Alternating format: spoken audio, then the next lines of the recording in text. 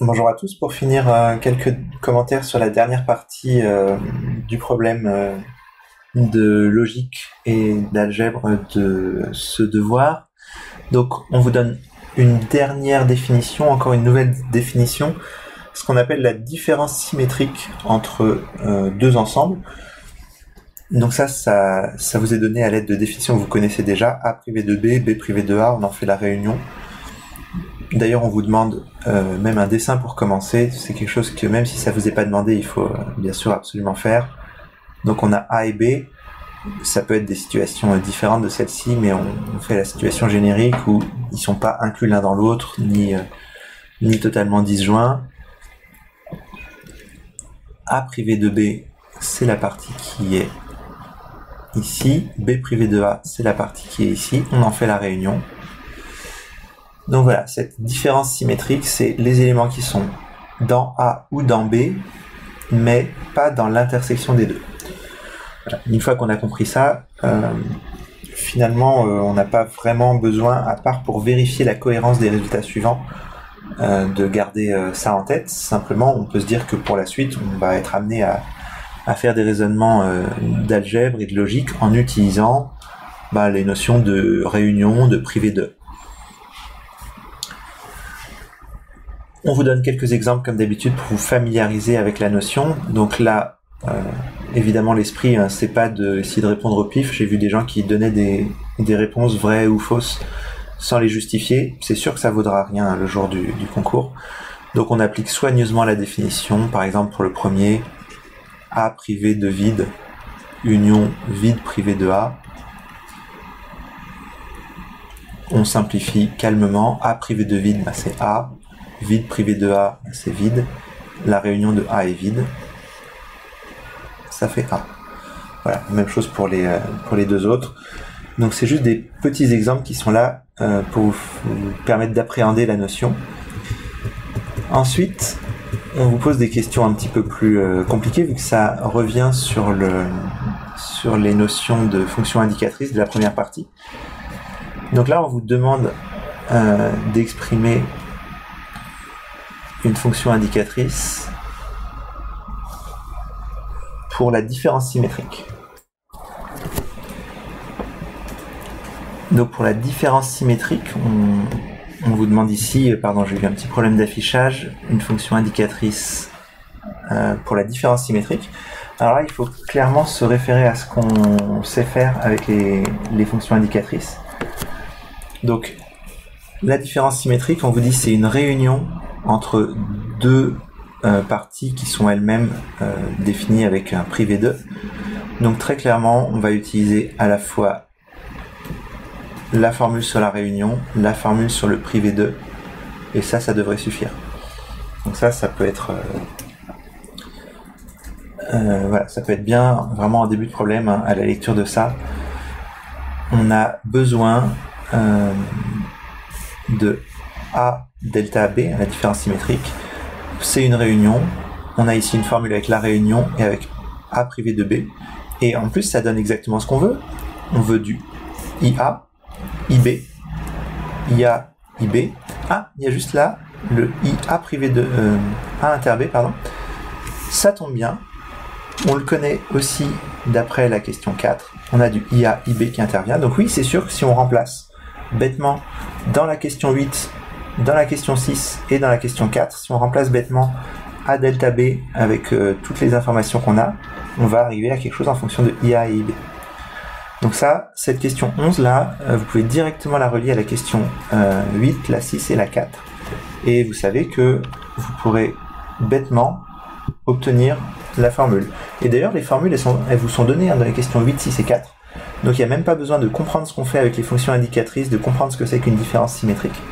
Vous recopiez, vous remplacez, vous simplifiez, et vous obtenez une réponse. Donc là, on peut vraiment imaginer marquer les points de la question 11 sans rien avoir compris à ce problème. Ça, c'est quand même relativement intéressant, notamment intéressant à repérer en début de problème. Et ensuite, les questions 12, on vous demande de montrer des égalités entre des ensembles en utilisant les fonctions indicatrices. Alors là, pareil, on peut se poser la question comment faire ça. Et alors en fait, il faut connaître un lien entre les ensembles, enfin entre les relations entre ensembles et les relations entre fonctions indicatrices. Et ce lien-là, il est donné à la question 3. La question 3, pour montrer une égalité entre deux ensembles, il faut montrer l'égalité entre les fonctions indicatrices. Et bien, qu'à cela ne tienne, pour montrer l'égalité entre l'ensemble de gauche et l'ensemble de droite, on va essayer de montrer que leurs fonctions indicatrices sont égales. Donc là, c'est A union B, privé de A inter B, avec les parenthèses pour être rigoureux et qu'il n'y ait pas d'ambiguïté dans l'écriture. Ça tombe bien, on vient d'exprimer ça dans la question précédente, donc il n'y a plus qu'à essayer d'exprimer ça et espérer qu'on tombe sur la même chose. Ça fait appel à nouveau à des formules qu'on connaît. Question 6 pour le privé de, question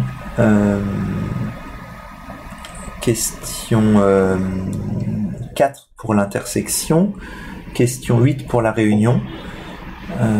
Donc voilà, donc, a priori, on n'aura aucun problème à exprimer ça en fonction de IA et IB.